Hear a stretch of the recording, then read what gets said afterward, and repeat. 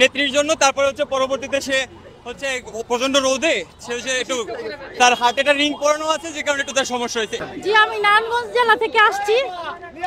11 নং ওয়ার্ড। আমার হাজবেন্ড গরমে অসুস্থ হয়ে গেছে, উনি হার্টের পেশেন্ট। নেত্রীকে দেখার জন্য আসছিলাম। এখন কি অবস্থা আপনার হাজবেন্ডের? আমার হাজবেন্ডের অবস্থা বেশি একটা ভালো না, গরমে উনি অসুস্থ হয়ে গেছে। ওনাকে আমি ক্লিনিকে নিয়ে যাচ্ছি, আপনারা দোয়া করবেন। সকাল থেকে উনি পানিও খায় না।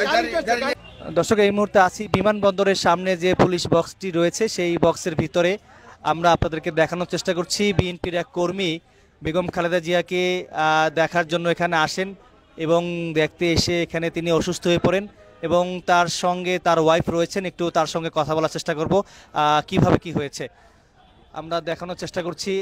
এবং তার ওয়াইফ কিন্তু এখানে রয়েছেন। তার ওয়াইফের সঙ্গে কথা বলেছি, তিনি আসলে বলেছেন নারায়ণগঞ্জ থেকে আসলে এখানে এসছেন বেগম খালেদা জিয়াকে এক নজর দেখার জন্য। বিএনপির এই কর্মী আসলে হঠাৎ করে অসুস্থ হয়ে পড়েছেন এবং তার ওয়াইফ রয়েছেন। একটু তার সঙ্গে কথা বলার চেষ্টা করব, আমাদের সাথে থাকুন।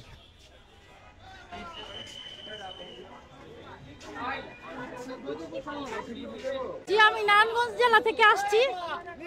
11 নং ওয়ার্ড। আমার হাজবেন্ড গরমে অসুস্থ হয়ে গেছে, উনি হার্টের পেশেন্ট। কেন আসছিলেন? নেত্রীকে দেখার জন্য আসছিলাম। আমার হাজবেন্ডের অবস্থা বেশি একটা ভালো না, গরমে উনি অসুস্থ হয়ে গেছে। ওনাকে আমি ক্লিনিকে নিয়ে যাচ্ছি, আপনারা দোয়া করবেন। সকাল থেকে উনি পানিও খায় না। সেখানে দাঁড়িয়ে ছিল 1 ঘন্টা যাবো, রোদে হচ্ছে একটু অসুস্থ হয়ে পড়ছে, তাই তাকে কর্মীতলা হসপিটালে পাঠানো হয়েছে, এই আর কি। আমরা দেখতে পাচ্ছি এই মুহূর্তে বেগম খালেদা জিয়াকে এক নজর দেখার জন্য এই নারায়ণগঞ্জ থেকে বিএনপির এক কর্মী এখানে আসেন।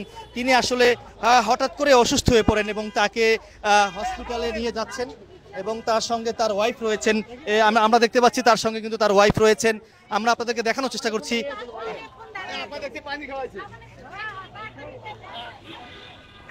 লোক ভাই, এখান থেকে যাওয়া যাবে না। আপনার যে ভাই আপনাদের কেউ আছে একটু ওখানে